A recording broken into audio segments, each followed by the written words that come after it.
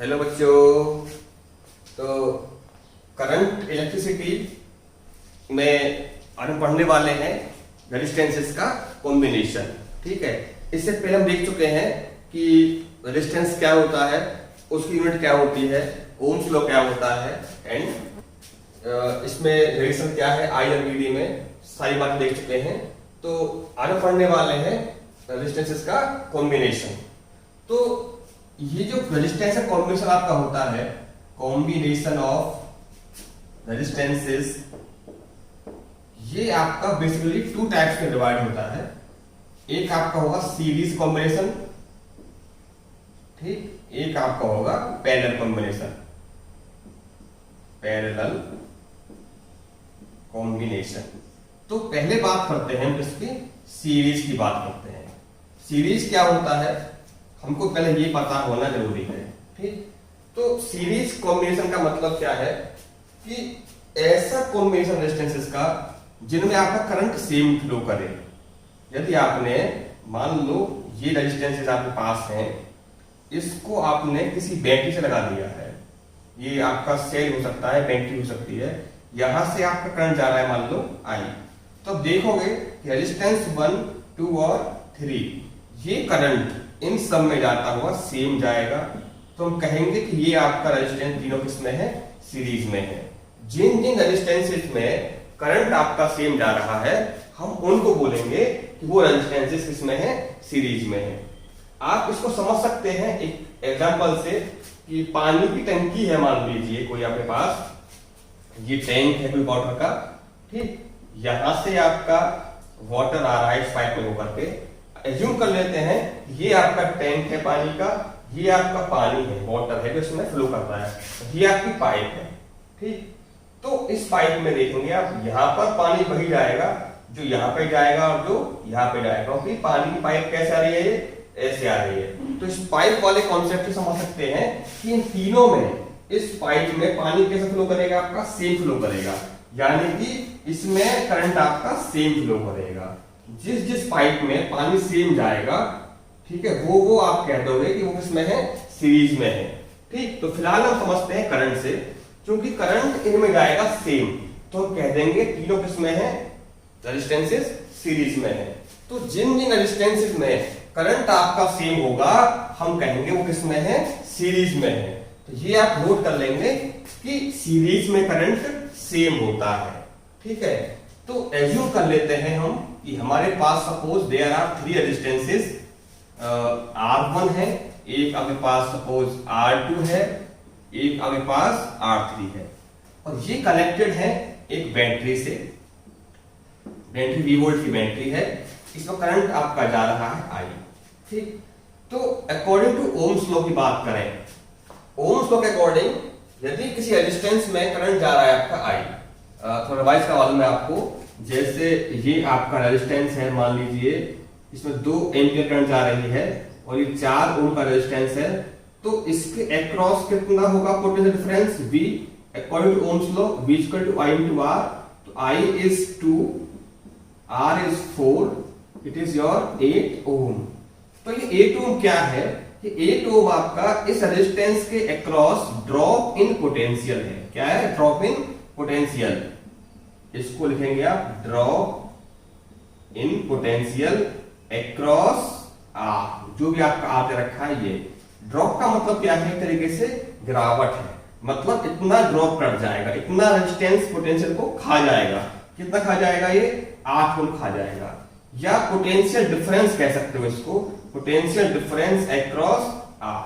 तो डिफरेंस का मतलब क्या होता है, आपका अंतर। अब क्या अंतर है, यहां पे कितना अंतर आपको मिल रहा है, 8। ये क्या है, 8 ओम, सॉरी 8 वोल्टेज भी है ना, 8 वोल्ट का क्या है, डिफरेंस है पोटेंशियल में इसके अक्रॉस। यानी कि यहां पर अगर आपका पोटेंशियल 12 वोल्ट है तो 8 वोल्ट ड्रॉप कर जाएगा, खा जाएगा। यहां पे कितना बचेगा आपको, ये 4 वोल्टेज बचेगा। यदि यहां पर मान लो 20 होता तो 8 खा जाने के बाद यहां बचता आपका 12। तो इस 8 का मतलब क्या है, इस रेजिस्टेंस के दोनों एंड के बीच में कितना डिफरेंस है या कितना ड्रॉप आ रहा है पोटेंशियल में। ठीक, तो किससे निकालते हैं इसको हम, I इंटू R से निकालते हैं। तो इसको समझिए, ये रेजिस्टेंस आपका R1 है, ये आप करंट I जा रहा है, माना इसके across drop in potential V1 आपको मिला, इसके अक्रॉस आपको मिला V2 एंड इसके अक्रॉस मिला आपको V3। तो वैल्यू ऑफ V1 क्या होगी? V इक्वल टू होता है I इंटू R। V1 की बात कर रहे हैं, V1 है आपके इसके अक्रॉस रेजिस्टेंस में ड्रॉप, तो इसमें कितना करंट जा रहा है आपका I, रेजिस्टेंस कितना है R1, तो आपको मिलेगा I into R1। Similarly V2 क्या मिलेगा आपको? I into R2। I समय सेम जाएगी भाई, यहां भी करंट आपको I जाएगा, यहां भी करंट I जाएगी और करंट यहां भी आपकी I जाएगी। सिमिलरली V3 क्या मिलेगा आपको? I into R3। तो आपने क्या कर लिया है? ड्रॉप निकाल लिया है अलग अलग रेजिस्टेंसेस में, कितना कितना ड्रॉप आ रहा होगा। अब एक चीज देखिए, सपोज ये वाला टर्मिनल आपका A है और ये टर्मिनल आपका B है। A और B के बीच में आपके तीन अलग अलग resistances R1, R2 and R3। अगर मैं इन तीनों को इस अकेले R से रिप्लेस कर देता हूं, ठीक, जैसे कर दिया मैंने, इन तीनों के सीरीज कॉम्बिनेशन को इस अकेले R से रिप्लेस कर दिया, ठीक, और देखना चाहूं क्या कि इसमें करंट आपकी वही जा रही है जो पहले जा रही थी I, वही बैटरी है, वही करंट है, जिस अंतर क्या है, इस A B के बीच के तीनों को रिप्लेस कर दिया गया है एक रेजिस्टेंस से। तो हम कह सकते हैं कि ये जो हमारा R है वो इन तीनों के सीरीज कॉम्बिनेशन के इक्विवेलेंट है कि नहीं, क्योंकि तीनों के बराबर काम कर रहा है, क्योंकि इस V वोल्ट की बैटरी से सेम करंट I ड्रॉ कर रहा है। तो अब ये जो पोटेंशियल आपका है ये लगा हुआ है इसके अक्रॉस, देखो, यानी ये आपका V वोल्ट की बैटरी है। क्या मतलब होता है बैटरी के V वोल्ट का? इसका मतलब ये है जहां भी इसको आप लगाओगे उसके बीच का पोटेंशियल डिफरेंस आपका V ही रहेगा। तो यहाँ पे कितना मिला आपको डिफरेंस पोटेंशियल का? V। ये बात ध्यान रखेंगे आप, अगर आपकी बैटरी मान लो 12 वोल्ट की बैटरी है तो आप इसको जहां भी लगाओगे, ठीक है, इन दोनों के बीच का पोटेंशियल डिफरेंस आपका 12 वोल्ट रहेगा। अगर 13 वोल्ट की बैटरी है तो 13 वोल्ट रहेगा, V वोल्ट की है तो V वोल्ट रहेगा। तो ये फिलहाल बैटरी कितने वोल्ट की है? V वोल्ट की है।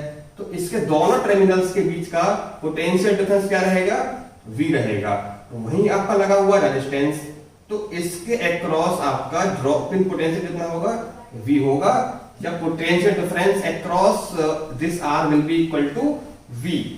तो इस V को आप लिख सकते हो I इंटू R, क्योंकि इसमें करंट कितना जा रहा है आपका I, रेजिस्टेंस कितना है R, तो V equal to I into आपको मिल जाएगा R। अब ये वाला V डिवाइड हुआ है तीन पोटेंशियल्स में, यानी कि V equal to V1, V2 और V3। ये जो ड्रॉप पोटेंशियल का है वो 3 पार्ट में डिवाइड हुआ है। इसके अक्रॉस V1 हुआ, इसके अक्रॉस V2 हुआ, इसके अक्रॉस V3 हुआ। तो V बट गया 3 पार्ट में, V1, V2 और V3। इस V की वैल्यू आप निकाल सकते हो यहां से, बिकॉज ये तो V1 है, ये V2 है, ये V3 है, ये क्या है आपका V। तो V equal to I into R, it is your I into R। Now V1 equal to I into R1, V2 is equal to I into R2, it is I into R3, I into R is equal to, जैसे I कौन लो आप, R1, R2, R3, I से आपका I cut जाएगा, R is equal to R1 plus R2 plus R3। तो ये क्या है आपने मुझे बताया था अभी, ये क्या है, इनका सीरीज के इक्विवेलेंट रेजिस्टेंस है, इक्विवेलेंट रेजिस्टेंस है R। ये किसके इक्वल आया है? इन तीनों के सम के बराबर आपको मिल रहा है। तो सीरीज में यदि रेजिस्टेंस आपके लग रहे हैं, एक R1 है, एक आपका R2 है, एक R3 है एंड ये आपका Rn है, तो इन सब का इक्विवेलेंट क्या होगा? It will be equal to, सब का कर दीजिए सम, R2, R3 एंड Rn, इन सब का सम कर दोगे आपको मिल जाएगा इन सब का इक्विवेलेंट रेजिस्टेंस, ठीक। और जैसे मान लो कि एक रेजिस्टेंस है आपके पास, ये 4 ओम का है, ये 6 ओम का है, ये 3 ओम का रेजिस्टेंस है, तो R इक्विवेलेंट क्या होगा? R1 plus R2 plus R3, कितना हो गया? 10 प्लस 3 13 ओम। ठीक, अब इसमें एक केस आप बना सकते हो, स्पेशल केस। वो केस क्या होगा, यदि मान लो सारे के सारे रेजिस्टेंस सेम हो, ये भी आर का हो, ये भी आर का हो, ये भी आर का हो, तो आर इक्वलेंट कितना होगा, R plus R plus R 3R। 4 होते तो 4R हो जाते, 5 होते तो 5R, अगर n है तो आप कह दोगे NR। ये आप कब लगाओगे, जब आपके इक्वल रेजिस्टेंसेस लग रहे होते हैं तब इसका आप यूज करोगे। जैसे मैं आपसे कहूं कि 5 ओम के रेजिस्टेंसेस हैं मेरे पास, ठीक, मैंने 20 लगा दिए हैं इन सीरीज, तो कुल कितना आंसर आपका मिलेगा, तो 5 के 20 हैं, it is your n, it is your r, तो r will be equal to n into r, 20 into 5 100 ohm, आपको इसका आंसर मिल जाएगा। तो इसका यूज करके आप निकाल सकते हो सीरीज में लगे हुए रेजिस्टेंसेस का इक्विवेलेंट कितना होगा। दूसरी बात, अब पहचान ये जरूरी है कि सीरीज में कौन कौन से रेजिस्टेंसेस होते हैं। तो पहचान यही है कि जिनमें करंट आपका सेम जा रहा हो, देखो इसमें करंट आपका आई गया, वही करंट आपका इसमें आई गया, वही करंट आपका इसमें आई गया, तो सारे में करंट कैसा है, सेम है, ये किसमें कहा जाएगा, आपका सीरीज में कहा जाएगा। सीरीज में पोटेंशियल तो आपको बढ़ गया है, ठीक, परंतु आपका करंट कैसा रहा है, सेम है। तो रेजिस्टेंस हो या वायर हो, वो हमेशा ड्रॉप करता है पोटेंशियल में, ना कि करंट में कोई ड्रॉप करता है। ठीक, अब हम बात करते हैं पैरेलल कॉम्बिनेशन ऑफ रेजिस्टेंसेस। तो पैरेलल में कैसे होता है, क्या है, देखो, तो अगर हमारे पास मान लो ये रेजिस्टेंस है R1, ये रेजिस्टेंस है हमारे पास R2, ये रेजिस्टेंस है मेरे पास R3, ठीक, ये लगे हुए हैं किसी बैटरी से इस तरह से, ये V वोल्ट की बैटरी है, ठीक। अब यहां से करंट आपका जा रहा है I, तो मैंने भी आपको बताया था बैटरी का मतलब क्या होता है। अगर ये V वोल्ट की बैटरी है, ये यहां पे लगी हुई है, तो इन दोनों टर्मिनल्स के बीच का पोटेंशियल डिफरेंस कितना होगा, याद करो, it will equal to V volt. अगर ये 12 वोल्ट की बैटरी है तो ये 12 वोल्ट हो जाएगा, ये 20 वोल्ट की बैटरी है तो ये 20 वोल्ट हो जाएगा, यानी कि इसके दोनों टर्मिनल्स के बीच का पोटेंशियल डिफरेंस इसके इक्वल होगा। अब ये बात सोचिए, ये V वोल्ट की बैटरी है, कहां लगी हुई है, इसके और इसके बीच में, यानी कि यहां का पोटेंशियल डिफरेंस आपका V वोल्ट रहेगा। यहीं पर आपका R1 भी लगा हुआ है, यहां भी आपका V वोल्ट रहेगा। यहीं पर आपका R3 भी लगा हुआ है, यहां पर आपका भी V ही रहेगा, यानी कि इन तीनों रेजिस्टेंसेस में आपका इनके अक्रॉस का जो पोटेंशियल डिफरेंस है वो कितना है, V है। तो हम कहेंगे कि ये रेजिस्टेंस आपके पैरेलल में है। जिन जिन रेजिस्टेंसेस के अक्रॉस पोटेंशियल डिफरेंस सेम हो, हम कहेंगे वो किसमें है, पैरेलल में है। बट यहां से आपका करंट जा रहा है I, ये आपका बटेगा कि नहीं बटेगा, इसको मैंने समझाया था आपको पानी की तरह से। यहां से मान लो टैंक से पानी आपका आ रहा है, ये तार का मतलब पाइप, यहां मिलेगी आपको 3 पाइप, ठीक, तो पानी अलग अलग पाइप में जाएगा। जो यहां से पानी आपका बड़ी पाइप से आ रहा था, वो अब 3 अलग अलग पाइप में बढ़ जाएगा, यानी कि आपका जो पानी I आ रहा था वो तो सेम रहेगा नहीं। तो हमारा यहाँ पे I1 गया, यहाँ पे I2 गया, यहाँ पे आपका ये I3 गया। तो सीरीज में करंट सेम रहा था, पोटेंशियल डिफरेंस आपका बढ़ गया था। But in this case potential difference same रहा, करंट आपका बढ़ गया। ये टर्मिनल सपोज A है, ये टर्मिनल आपका मान लो B है, ठीक। अब A और B के बीच में आप इन तीनों को हटा करके लगा दो अकेला रेजिस्टेंस, ठीक। ये R क्या है, इन तीनों के पैरेलल कॉम्बिनेशन के इक्विवेलेंट है, क्योंकि वो V वोल्ट की उसी बैटरी से उतना ही करंट ले रहा है जितना ही तीनों ले रहे थे, ठीक। तो यहां मैं देख रहा हूं कि मेरा I बट गया है 3 पार्ट में, ठीक। तो I इक्वल टू हो गया I1 plus I2 plus I3। अब अकॉर्डिंग टू ओम्स लॉ ये V इसके क्रॉस हो गया, ड्रॉप इन पोटेंशियल, इसमें कितना करंट आपका जा रहा है, इट इज I1। तो आप लिख सकते हो V equal to I1 into R1, I1 into R1। ये वाला V कितना लिखोगे आप, V equal to I2 into R2, ये वाला v आप चाहे तो I3 इंटू R3 भी लिख सकते हैं, I3 into R3, all v's are same. यहां से आप क्या लिखोगे, v equal to I into R आप लिख सकते हो। तो आपको चाहिए I की वैल्यू, I कहां से मिलेगा आपको, यहां से मिलेगा, I into R equal to v, तो I equal to v upon R, it is v upon R। Similarly I1 की वैल्यू आपको मिलेगी v upon R1, v upon R1, similarly v upon R2, v upon R3। तो ऊपर से आप चाहें तो v कॉमन ले लें, तो आपको मिलेगा 1 upon R1, 1 upon R2, 1 upon R3।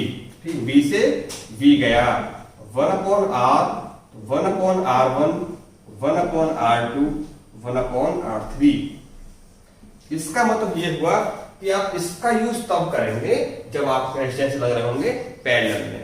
यदि आपके 3 रेजिस्टेंसेस हैं R1, R2, R3, all are in parallel, तो आपको यदि उनका पता करना है इक्विवेलेंट क्या होगा, तो उनका आप 1 अपॉन करके सम करेंगे, तब आपको मिलेगा 1 अपॉन R। यहां से आप निकाल पाएंगे R की वैल्यू। ठीक, जैसे इसमें केस आपका हो सकता है कि यदि बात करूं मैं 2 रेजिस्टेंसेस के बारे में, ठीक, it is your R1, it is your R2, both are in parallel, तो इनका R इक्वल कितना होगा, it will be equal to 1 upon R1 plus 1 upon R2, 1 upon R is equal to, इसका लेंगे LCM R1 R2, R2 plus R1, तो इसको उल्टा करना पड़ेगा आपको R पता करने के लिए, R is equal to R1 into R2 upon R1 plus R2। ये बहुत ही अच्छा फॉर्मूला है। ठीक है, अच्छा क्यों है, जब आपको 2 रेजिस्टेंसेस दे रखे हो और दोनों किसमें हो, पैरेलल में हो, तो आप यूज करोगे इसका, ऊपर तो करोगे मल्टीप्लाई, नीचे करोगे सम, यहां करोगे डिवाइड, MSD, महेंद्र सिंह धोनी, याद रखना, M मतलब मल्टीप्लाई करोगे दोनों की, नीचे आप करोगे सम, फिर करोगे आप डिवाइड। और ध्यान रहे ये केवल आपके 2 रेजिस्टेंसेस के लिए ही वैलिड है, 3 के लिए वैलिड नहीं है। ठीक, अगर मोर देन 2 है तो आप इसको यूज करेंगे। पहचान आपको हो गई, क्या होती है पहचान, क्या है पैरेलल की, जिन जिन रेजिस्टेंसेस के क्रॉस पोटेंशियल डिफरेंस सेम होगा वो कहे जाएंगे किसमें, पैरेलल में। या एक पहचान और है, वो पहचान क्या है, वो रेजिस्टेंसेस आपके कहे जाएंगे पैरेलल में जिन जिन रेजिस्टेंसेस के पहले टर्मिनल एक पास हो और दूसरे टर्मिनल एक पास हो। जैसे यदि मेरे पास मान लो एक रेजिस्टेंस ये है, एक रेजिस्टेंस ये है, एक ये है, इनका पहला मैं एक पास लगा दूं, सेकंड में एक पास लगा दूं, तो अब ये किसमें हो गए, पैरेलल में हो गए। ठीक, मेरे पास 2 रेजिस्टेंसेस हैं, अब बताइए किसमें है ये, इसका पहला टर्मिनल यहां लगा हुआ है, यहां लगा हुआ पहला, दूसरा यहां लगा हुआ है, दूसरा इसका यहां लगा हुआ है, तो मैं कहूंगा ये किसमें है, दोनों पैरेलल में है। ठीक, अब सॉल्व कैसे करना है, यदि मैं आपसे कहूं कि ये रेजिस्टेंस मान लीजिए 3 ओम का है और ये रेजिस्टेंस आपको मिला है 6 ओम का है, तो कुल कितना होगा, तो यहाँ पे केवल 2 रेजिस्टेंस आपको दे रखे हैं मैंने, 2 के लिए आप यूज कर सकते हो ये वाला कॉन्सेप्ट। कैसा कॉन्सेप्ट है, R1 into R2 upon R1 plus R2, इसका मतलब ऊपर दोनों का प्रोडक्ट, 3 इंटू 6 18, नीचे दोनों का sum 9 to the 18, it will be equal to 2 ohm. तो इन दोनों का जो रेजिस्टेंस आपको मिलेगा वो 2 ओम मिलेगा। अब 2 रेजिस्टेंसेस के लिए एक कॉन्सेप्ट आप और भी नोट कर लें, जैसे आपको अगर 2 रेजिस्टेंस दे रखे हैं, एक R है, एक रेजिस्टेंस है NR, मतलब इसका n टाइम्स है, तो कितना रेजिस्टेंस इसका निकल करके आएगा, तो R इक्वलेंट इक्वल टू 2 है, आप ये वाला तरीका लगाएं। ठीक, इसका यूज कैसे करेंगे, आप ऊपर दोनों का मल्टीप्लाई NR इंटू R, नीचे दोनों का सम NR प्लस R, तो ऊपर आपका हो गया NR स्क्वायर, यहां से आप R कॉमन ले लें तो N प्लस 1, R से कट जाएगा R, तो R equivalent is equal to N R upon N plus 1। ठीक, इस एन आर का मतलब क्या है, जो रेजिस्टेंस बड़ा वाला होगा वो आपका ऊपर आएगा और जितने गुना है उसमें आप एक ऐड कर सकते हैं। जैसे यहां देखें आप इसको, ये 3 का है, ये 6 का है, इसका ये कितने गुना है, आप कहोगे 2 गुना है। बड़ा कौन सा है, 6 2 गुना था, 2 + 1 3, 3 दूनी 6, आपको 2 मिल गया होगा। जैसे सपोज ये आपका 4 है फॉर एग्जांपल, और ये आपका मान लो 20 है, तो बड़ा कौन सा है, 20, कितने गुना हो गया, 5 टाइम, 5 + 1 करना है, आपको आंसर मिल जाएगा 6। तो 20/6 या 10/3 इसका आंसर आपको मिल जाएगा।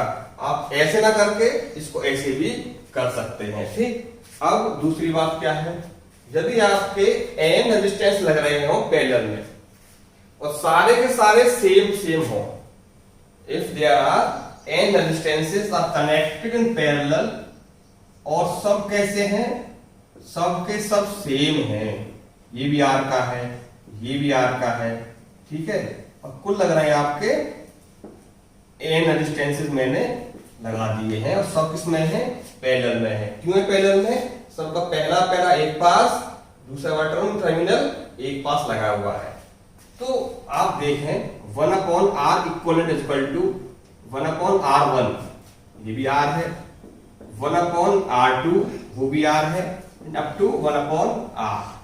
तो 1/R equivalent is equal to, इसका आएगा एलसीएम R, ऊपर आपका जाएगा 1 + 1 + 1 + 1 अप टू n टाइम।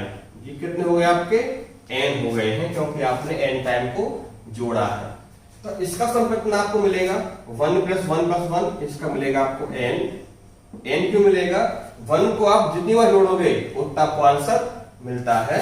तो ये आपका हो जाएगा R इक्वलेंट, उल्टा करना पड़ेगा आपको इसका, R equivalent is equal to R/n। ठीक, ये आप कब लगाओगे, जब आपको इक्वल के रेजिस्टेंस लग रहे हो तब। ये क्या है, कितने ओम का रेजिस्टेंस है वो चीज, ये क्या है, कितनों को लगाया गया है। जैसे फॉर एग्जांपल आपने 10 ओम के रेजिस्टेंसेस लगा दिए हैं, सपोज 4, ठीक, तो कुल कितना आंसर आपको मिलेगा, R इक्वल टू R/n होता है। R का मतलब कितने के हैं, 10 के, कितने लगाए, 4, तो कितना से मिलेगा आपको, 2.5 ओम। 20 के 20 लगा दो पैरेलल में, 20 के 20, तो 20 के 20 लगे, तो कितना आया, 1। आपसे कहा जाए कि 15 के 4 लगा दिए, 5 लगा दो पैरेलल में, 15 के 5, तो कितना आंसर आपको मिलेगा, 3। आपको कोई जरूरत नहीं है बड़ा लगाने का फॉर्मूला, आप इसको यूज कर सकते हैं।